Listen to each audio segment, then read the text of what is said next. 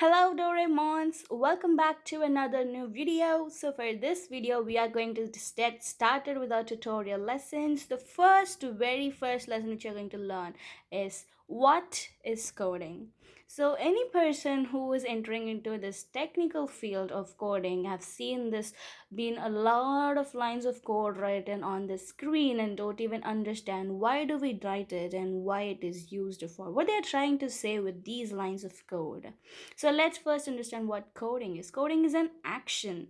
It's just nothing but writing tons and lines of code. And why do we need a code? We know about the secret code, which is used to communicate most important information without being like scattered in between the transmission. So that is exactly a secret code. So it is one message decoded into another format, and then when it reaches the receiver end, it is again decoded to its original format. So the person who ever sees the code in between this process will get confused and they don't understand what is exactly going on. And that is the exact state of the person who is just getting started with coding.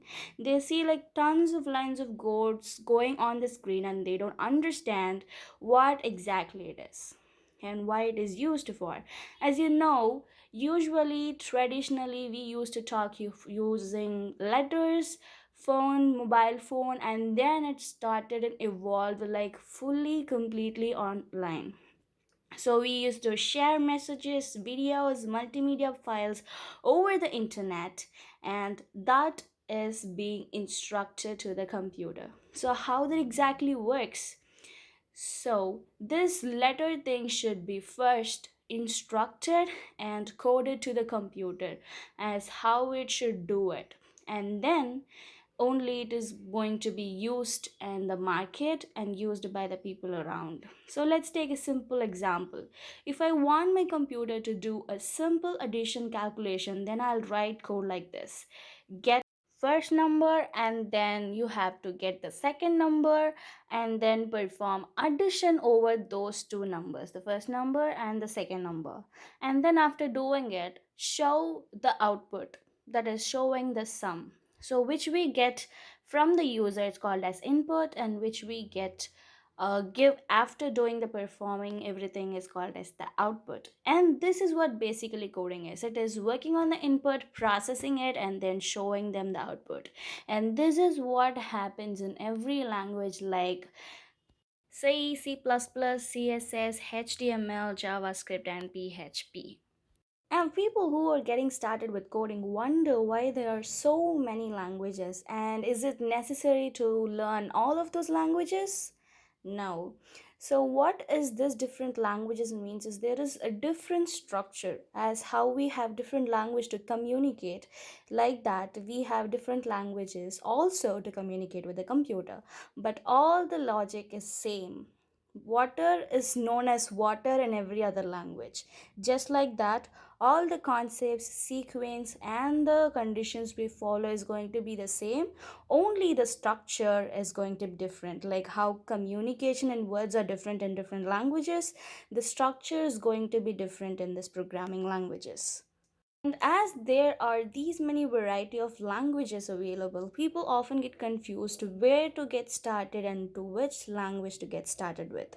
So if I would advise you guys to get one starting language, it would be Python, because Python is not much of a structure oriented language, and only the concepts as most important, and the structure of Python is also very simple and it is supportable in every other machine easily.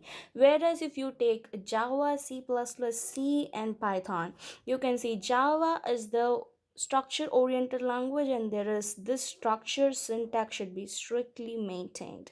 And also this is the same with C++ and C.